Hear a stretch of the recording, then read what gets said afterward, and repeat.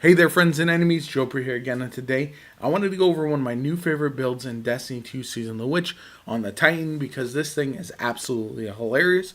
It involves the reworked AC/DC feedback fence combined with the Flechette Storm Strand melee to allow you to have near infinite usage. It is quite hilarious. I'll tell you exactly how to make it happen, but first off, we have the feedback fence, which now says melee hits grant armor charge. That's massive, and you take less melee damage while you have armor charge.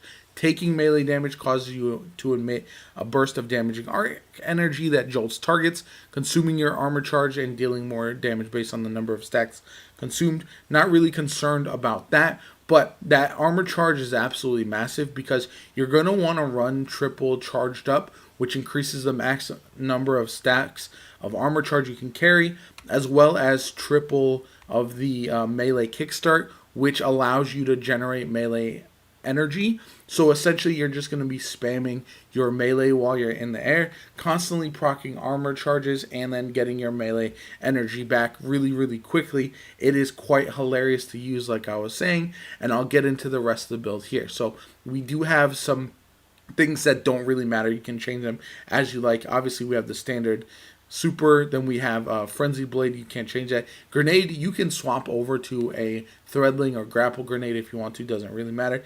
Then you're running Flechette Storm, and also it's really nice to have Banner of War. Obviously, this is not going to be usable in the day one raid race just because this has been banned. But other than that, this thing is one of my favorite new aspects in the game, and you're going to be dealing melee damage a lot. So defeating targets with your melee is going to be happening consistently enough that you're going to practice all the time. Plus, it's nice while you're in the air to have it procced so you're constantly healing. As far as the fragments I'm using, I've got Thread of Mind, Thread of Warding, Thread of Continuity, and then also Thread of Binding. So all this is going to allow me to suspend enemies and also use my melee quite a bit. I'm actually using Quicksilver Storm. You can use Monte Carlo to get your melee back more often, but I'm not really worried about that as much, and I wanted a build that I could use in a lot of different places and also not really rely on Monte Carlo for every single build just in case it gets reworked or disabled. So that's why I'm running Quicksilver Storm. Also got on the Aramite.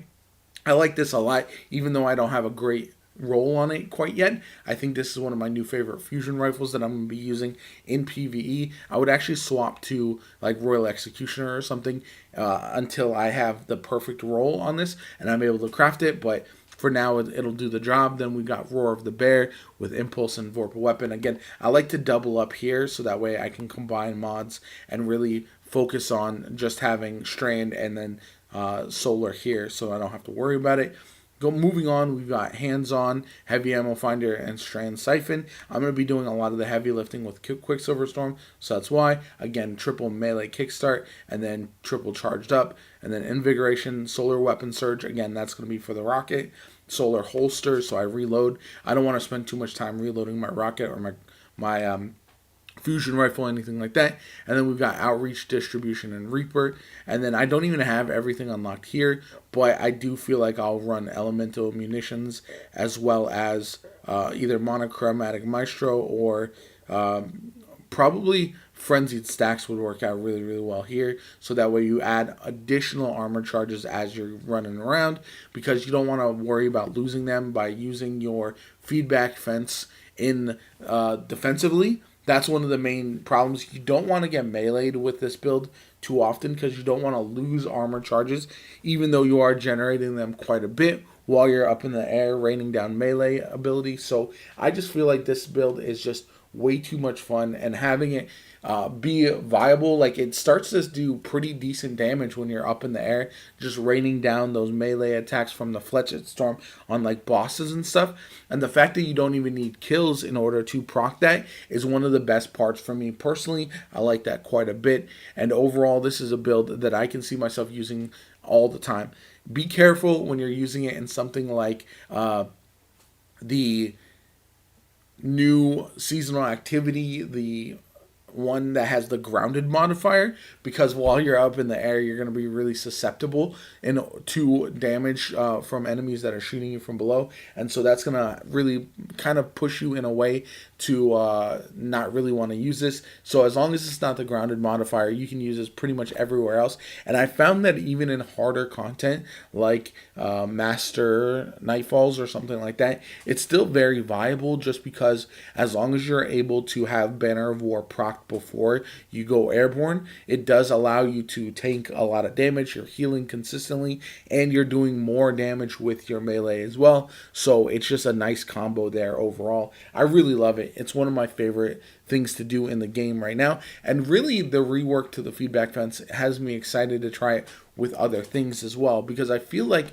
there are other ways to use this with like maybe an arc build where you're using like a shoulder charge or something like that, and then you're getting kills and then jolting enemies around you as they melee. So as we get into some of these some of the content, especially this season where you have a lot of enemies surrounding you, you'll see in the gameplay that enemies are just hitting me and just getting jolted and dying really quickly all around me in the activity that I was running. So it does feel very nice. I think there's multiple ways to run this. Again, you can swap out the weapons to whatever you're more comfortable with. If you want to use Monte Carlo to generate your melee all the way, you're not going to want to use Flechette Storm unless you have 3 full stacks of your melee, because otherwise you're going to not get the most use out of it.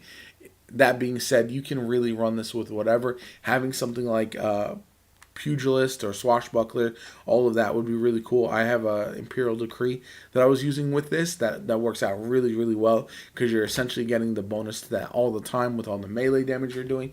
So yeah, there's a lot of different combinations. I really like this one, and I want everybody to check it out. If you have not already, try out. I know Feedback Fence is not one that a lot of people are using. I know everyone loves the extra damage from Syntheseps, but because of that, because Syntheseps are so good, and I think eventually they will get nerfed, this is a good option as a backup, and it's just a lot of fun as something that is going to be not the most meta essentially right now, but it will be in the future. I think one that we see a lot more usage out of. So I'm really excited to show off this build, and I hope everyone starts using it because it is so much fun. Anyway, yeah, that's gonna do it for me. I hope you enjoyed the video. If you did, hit that like button, subscribe to the channel, helps me out tremendously, shows you want to see more Destiny 2 content.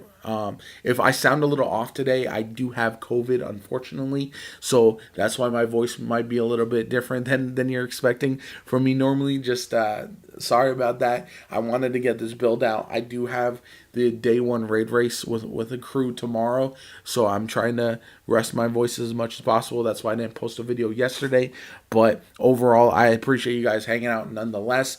And yeah, all the support has been really amazing on the channel lately. So thank you guys so much for all that.